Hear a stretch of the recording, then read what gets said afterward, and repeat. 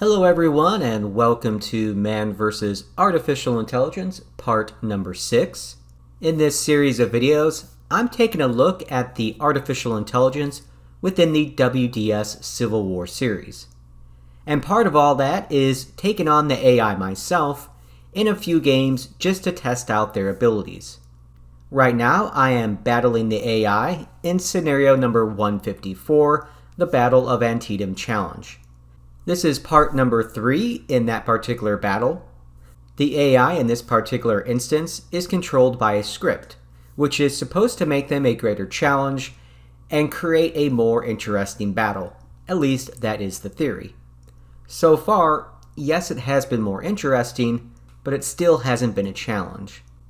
But we aren't even halfway through it yet, so I'm going to keep going with it just to see if the AI script eventually becomes more challenging, or if the larger federal forces can ever organize their attack and hit me all at once.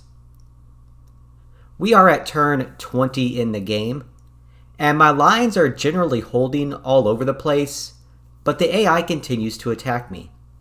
Their attacks have largely been piecemeal and they haven't enjoyed really any success up to this point. Will that change? I really don't think it will, but I'm willing to keep going and give it a shot.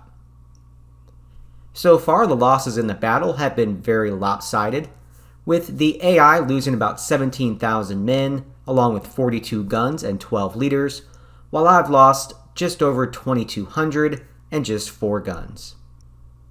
Alright, the battle resumes. Let's get back into it now.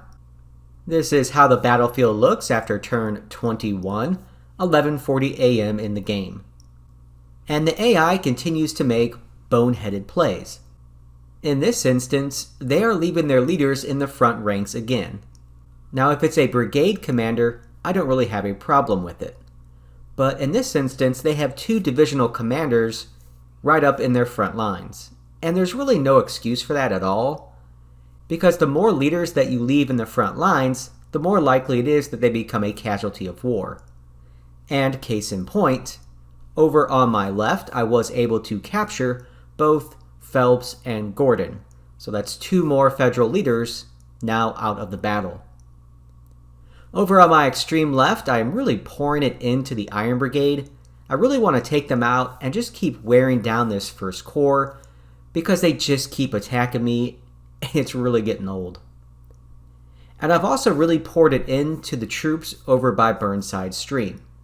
The Federals continue to try to cross there. I'm not really sure why, but I suppose that's what they're programmed to do, and no matter how many casualties I dole out on them, they just keep sending more regiments right back into the trap. So as long as they're going to keep trying to cross there, I'm just going to leave my guys there and wear them down. Alright, moving to turn number 22 now.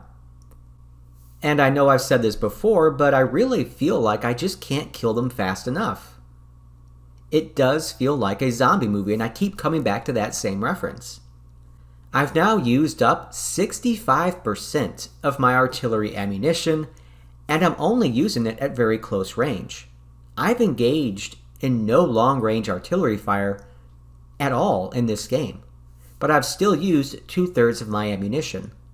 I'm not even halfway through the scenario, so I'm really going to have to start picking and choosing where to use my artillery ammo. Meanwhile, in the center, massive enemy losses have occurred along Boonesboro Pike. They are attacking, it feels like, in a more organized manner there all of a sudden, and they may enjoy some success, but they're just taking such heavy losses that their units become disrupted or routed almost immediately. So I feel like I should be able to hold there without too much of a problem. Alright, moving forward to turn number 23 in the game. And the AI continues to heavily attack in the center and other places, but without any real hope of success. They're just taking too many losses and their forces are being routed and disrupted too easily. Partially that's because of all the leaders that they have lost. During this turn, they lost another. They lost their divisional commander of the cavalry, Alfred Pleasanton, when he was killed leading his cavalry in what I can only describe as a very foolish charge against my lines up near the Dunker Church. Meanwhile, I've begun to shift part of D.H. Hill's division to the south, since the sunken road area is so quiet. It's really nice having DH Hill there and that really well protected area of the sunken road. So far the AI has not attacked it at all, so there's no reason to leave all those troops in place. DH Hill will shift down and reinforce my center. On my other flank, I was able to capture an enemy supply wagon and 8 more guns situated behind the Federal lines. I continue to try to wear down the 1st Corps, it's just taking a very long time. Moving forward now in the game to turn number 24, 12:40 p.m. And I'm just going to fall back on my left, just to reorganize my lines and get all my troops situated again. The 1st Corps poses no real threat to me, but they just keep coming. And since they're fighting from those woods in my front, it's really hard for me to get after them. So I'm just going to fall back, reorganize, and hopefully the 1st Corps has had enough and they won't follow me, but if they do, I'll just have to deal with them. I'm also limbering up all of my extra batteries across the battlefield and putting them in the center of my lines as a general reserve if needed. Since I can't just waste artillery ammunition or anything like that, there's no reason to have all those guns just sitting around. I'm just going to stack them up and put them in reserve. In the center, the Irish Brigade did attack during this turn along the Boonesboro Pike, but they were easily repulsed by Anderson's division, which has been reinforced by part of D.H. Hill's men.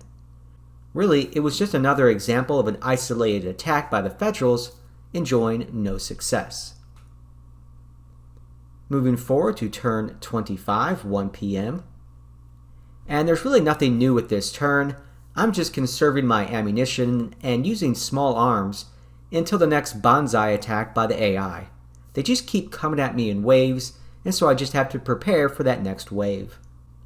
Up in the north by the cornfield, charges like these, where forces are coming at me in column formation, in this instance, a mounted column formation, have quickly depleted the Union forces.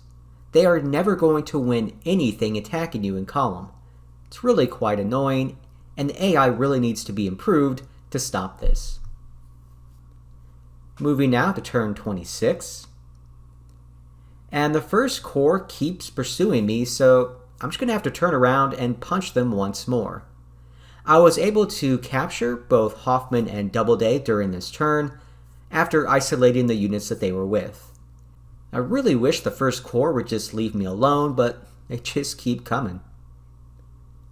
I've really slowed down my artillery usage, as the AI attacks seem to be getting a bit weaker now, and I'm also just trying to save my artillery ammunition.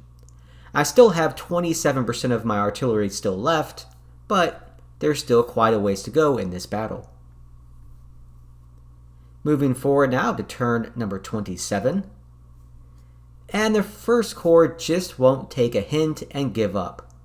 They've moved around my flank there, as you can see, and they're coming at me again. All of these units coming at me seem to be under 100 men, so the big annoyance right now is just wiping them out and making them stop their attacks. Again, it's like a zombie horde that just won't quit. Meanwhile, to the south, A.P. Hill's division is now on the way to the battlefield. And I actually am glad to see them arriving. I could use a bit of help in my center. It's not that I'm worried that the Federals will break through, it's more that I need help killing them faster, which is basically the situation now. I'm just struggling to kill them as quickly as I need to. Alright, we're at turn number 27 now.